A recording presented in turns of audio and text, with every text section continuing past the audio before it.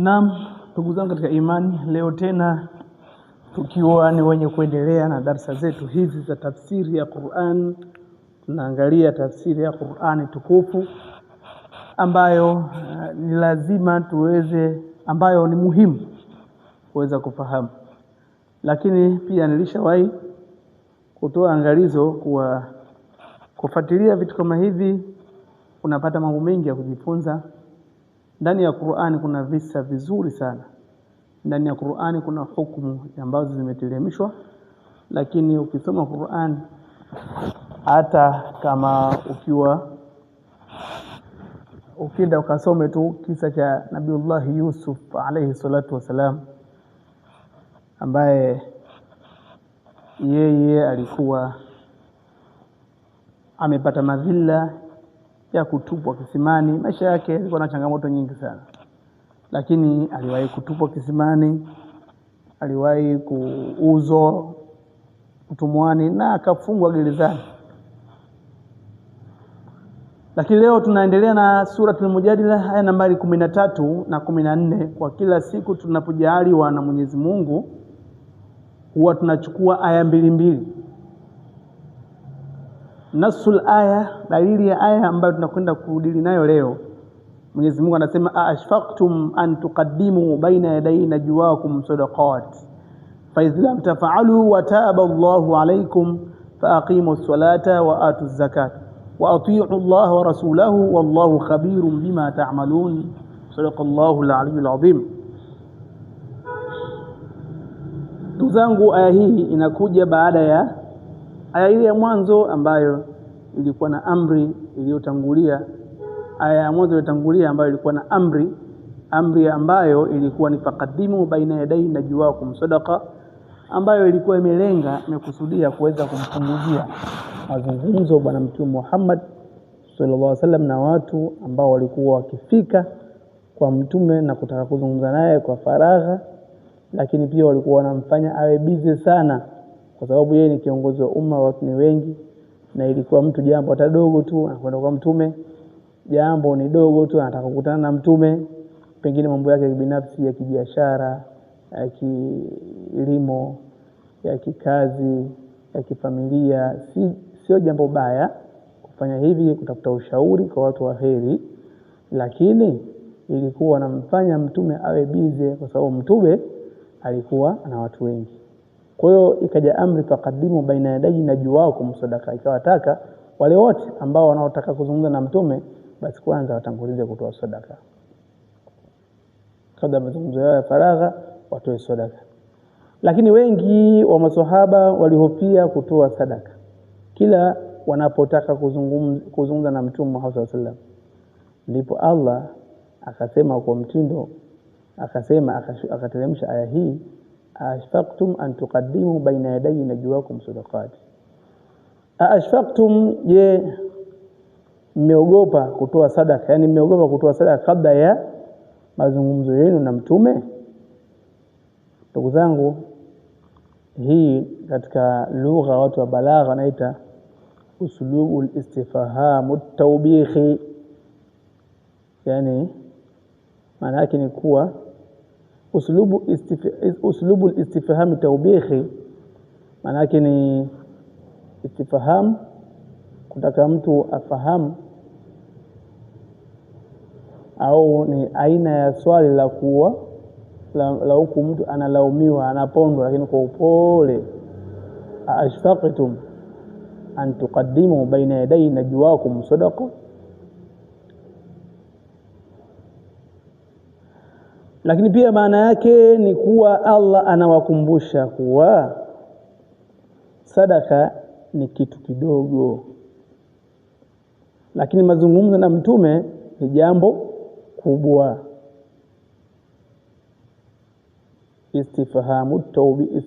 Uslubul istifhamu tawbihi, walikuwa kwa namna kama vile wanakumbushwa kwa hiyo sadaka mliokuwa mnachelea au mnaogopa kuitoa ni kitu kidogo mno kwa bwana Mtume Muhammad sallallahu alaihi wasallam, lakini mazungumzo yenu nyinyi na bwana mtume ni kitu kikubwa mno.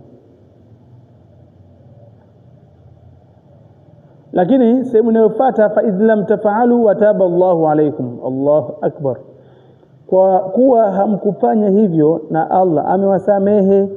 Ndio juzi tulisema kwamba jana tulisema ile aya ambayo faqaddimu baina yaday najwaakum sadaqa, lakini ile nusikha au mansukhu. Kwa hiyo sehemu iliyofuta aya hii ni hii fa idh lam taf'alu wa taba Allahu alaykum. Kwa kuwa hamkufanya hivyo basi Allah amewasamehe. Wanazuoni wanasema hapa Allah amehairisha hukumu ile.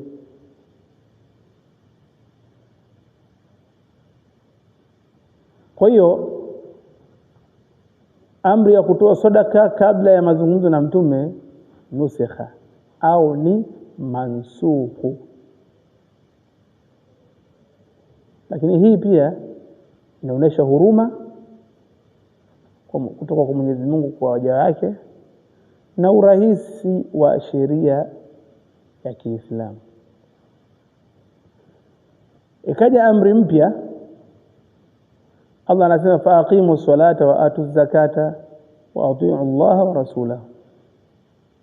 Badala yake sadaka, badala ya sadaka sasa kabla ya mazungumzo Allah anasisitiza adabu iqamatu salati, kusimamisha swala. Fanyeni hivyo. Itau zakat, toeni zaka. Na toa ya kumtii Allah na mtume wake.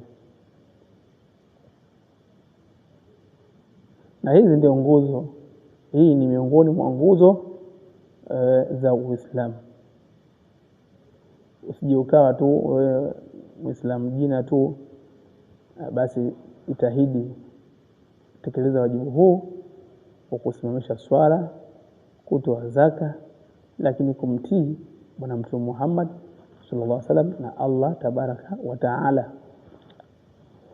Asbabu nuzul, ama aya hii sababu za kuteremka kwake kwa Imamu Ibn Kathir anasema kuwa baada ya kushuka aya ya sadaka kabla ya mazungumzo au kabla ya kuzungumza na Mtume Muhammad sallallahu alaihi wasallam, maswahaba wengi hawakutaka kumjia au kuja kwa Mtume Muhammad sallallahu alaihi wasallam kwa sababu waliogopa kutoa sadaka. Baada ya kutoa ni ngumu, ndugu zangu,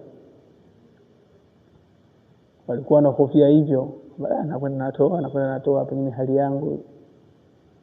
Lakini ilisaidia kupunguza mazungumzo, watu kuja kupunguza kujumuika kwa mtume kwenda kutaka naye kuzungumza naye. Kwa hiyo mazungumzo yakapungua sana. Ndipo Allah mtukufu akateremsha aya hii kupunguza uzito wa hukumu ile iliyokuwa imetangulia. Lakini riwaya zinaonesha aliyekuwa mtekelezaji sana wa ile hukumu ya kwanza ni alikuwa Ali ibn Abi Talib. Mara kadhaa alionekana akiwa ni mwenye kutekeleza hayo. Aya inayofuatia Mwenyezi Mungu anasema alam tara ila alladhina tawallaw qauman ghadiba Allahu alayhim. Alam tara ila alladhina tawallaw qauman ghadiba Allahu alayhim sasa ma hum minkum wala minhum wayahlifuna ala alkadhib wa hum ya'lamun. Allah anasema alam tara, huni alam tara, huu ni mtindo wa Qur'an. Qur'ani zipo aya nyingi zinasomeka kama hivi, lakini huvuta umakini wa msikilizaji. Alam tara maana yake ni kwamba je, huoni au hujafikiria kuhusu wale watu ambao wamefanya urafiki na watu ambao Allah amewakasirikia. Alam tara ila alladhina tawallaw qauman ghadiba Allahu alayhim. Huoni au yafikiria kuwa wale watu ambao walikuwa wamefanya urafiki na watu ambao Allah amewakasirikia.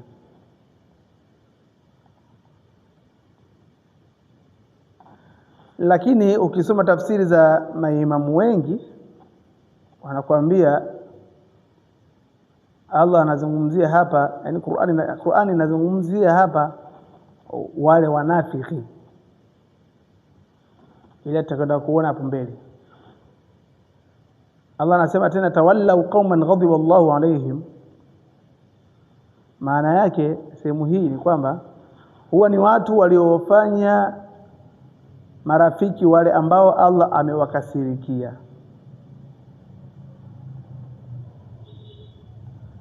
Lakini pia hapa tafsiri zinatuambia za maimamu wetu, wanazuoni wengi wanasema waliokusudiwa hapa ni Mayahudi waliokuwa Madina, walikuwa wakishirikiana kwa siri na wanafiki.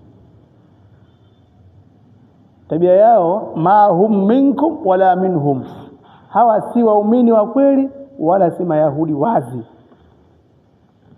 Mudhabidhabina baina dhalika, ilikuwa ndo kazi yao hiyo. Yaati haulai biwajhin wa haulai biwajhin. Mtume alizungumza sana masuala kama haya. Watu katika watu walikuwa wabaya ni wale watu ambao yaati bi haulai biwajhin wa haulai biwajhin, mudhabidhabina baina dhalika. Hawa si waumini wa kweli, ma hum minkum wala minhum. Mwenyezi Mungu anasema hawa sio katika nyinyi waumini wala minhum, wala sio katika hawa si waumini wa kweli wala si Mayahudi waliokuwa wazi. Hii ndio tabia ya wanafiki ndugu zangu. Hawako upande wa haki, huwa wanabadilika kulingana na maslahi, aidha maslahi ya kidunia au maslahi yao tu ya kinafiki tu waweze kufanikisha mipango yao. Wanakuwa na rangi nyingi kama kinyonga. Kuna mshairi anasema, wala khair wala kuna khairi ala hubbi mri'in mutalawwin, hiyo kumpenda mtu ambaye mwenye kubadilika kama kinyonga. Leo hii ana rangi hii, ana lugha hii, na kesho ana rangi hii, ana lugha hii.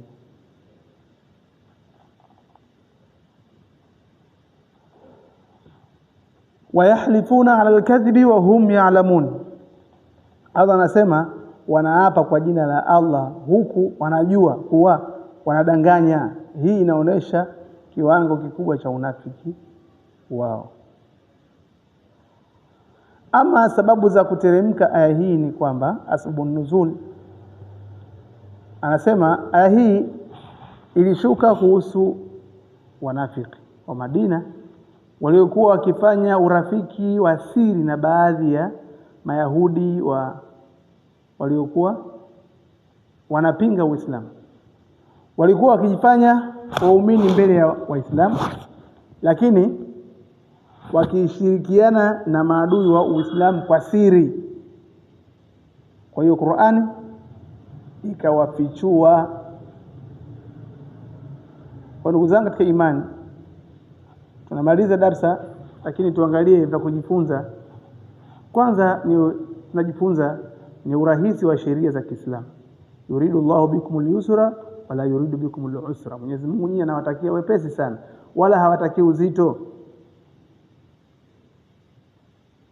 Na zipo hadithi mbalimbali ambazo Mwenyezi Mungu ameonyesha huruma na kuonesha kutupa wepesi katika sheria zake. Kwa hiyo Mwenyezi Mungu hatoi sheria ili kuwatesa watu, bali waongoza. Mwenyezi Mungu hajatuletea sheria ili kututesa, isipokuwa ametuletea sheria ili watu iwaongoze. Jambo la pili sisi tunaweza tukajifunza hapa leo ni kumtii Allah na mtume. Lakini tufahamu tu utii ndio msingi wa imani. Ama jambo la tatu ni hatari ya unafiki tumeiona hapa. Mnafiki bwana hana msimamo thabiti. Lakini la nne, kwa haraka uchambuzi wetu huu, la nne unaonesha uaminifu katika jamii. Muislamu wa kweli hatakiwi kusema uongo wala kuapa kwa kushuhudia uongo au kuapa kwa uongo. Hatakiwi kufanya hivyo. Kwa hiyo katika imani kubwa ni kuweza kuyafanyia kazi haya ambayo tulikuwa tunaambiana. Wabillahi tawfiq wa hadha, assalamu alaykum wa rahmatullahi wa barakatuh.